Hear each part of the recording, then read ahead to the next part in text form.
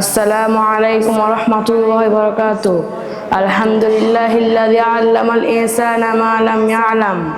সকল প্রশংসা আল্লাহর, যিনি মানুষকে এমন জ্ঞান দান করেছেন যা সে জানতো না। সুপ্রিয় শ্রোতাবৃন্দ, আজকে আমার বক্তব্যের বিষয় শিক্ষকের সম্মান ও তার গুরুত্ব। ক্বালা আল্লাহু তাআলা ইয়ারফাইল্লাহুল্লাযীনা আমানু মিনকুম ওয়াল্লাযীনা উতুল ইলমা দারাজাত।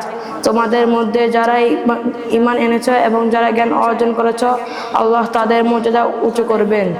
এই আয়াত আমাদের শিখায় জ্ঞান ও জ্ঞানদাতা শিক্ষক আল্লাহর কাছে বিশেষ মর্যাদাবান।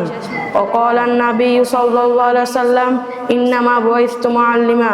আমাকে শিক্ষক হিসেবে প্রেরণ করা হয়েছে, অর্থাৎ নবী করিম সাল্লাল্লাহু আলাইহি ওয়াসাল্লাম নিজেই শিক্ষকতার শ্রেষ্ঠ মর্যাদা ঘোষণা করেছেন। প্রিয় বন্ধুগণ, শিক্ষক হলেন সমাজের আলোকবর্তিকা। তিনি আমাদের অন্ধকার থেকে আলোর পথে নিয়ে যান এবং অজ্ঞতা থেকে জ্ঞানের পথে পরিচালিত করেন।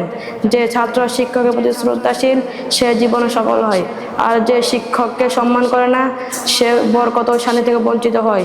ক্বালাল ইমামু শাফিঈ রাহিমাহুল্লাহ, মান লাম ইয়াতাওয়াদা লি মুআল্লিমিহি লা ইয়ানতাফি বিইলমি।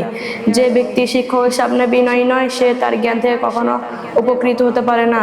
তাই আসুন আমরা সবাই প্রতিজ্ঞা করি, আমরা আমাদের শিক্ষকদেরকে সম্মান করব, তাদের দোয়া নিব এবং তাদের আদর্শে জীবন পরিচালনা করব, কারণ শিক্ষকের দোয়ায় ছাত্র জীবনের সফলতার মূল চাবিকাঠি। আসসালামু আলাইকুম ওয়া রাহমাতুল্লাহি ওয়া বারাকাতুহু।